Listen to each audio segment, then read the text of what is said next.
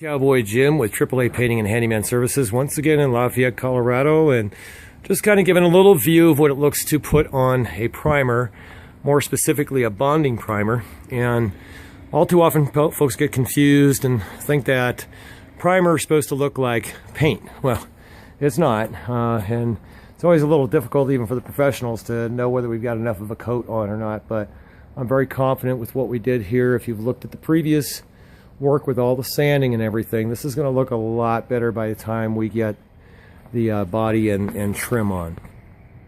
We can see around the front side here, the deck, everything that we did here, all the repairs, that's all been primed. The garage door's been sanded and primed, and of course there's a whole lot of masking that gets done. We have to make sure we cover everything so we don't get any overspray on driveways, sidewalks, patios, all of that. We can see this side here, and you may even notice once in a while there's a couple areas that just didn't require primer. You know, the paint was still in decent enough shape to be able to use that paint as the primer, the base coat for our new coat of body. But we've done up these shutters, which were in pretty bad repair. These are the old wood shutters. They don't make these anymore, at least not that I can find. There might be some specialty shops that still do them, but we're trying to do the very best we can because they do look really nice on the house, and by the time we get a accent color on those are going to look really, really tremendous. So, and we're taking a look at the south side of the house. Again, this was one that was pretty tore up, and you can see now that that's all been primed. It's starting to look a lot better, start to come into shape. We've even started to prime out the skirt there. I think it's going to look a lot better just to have that all in one color.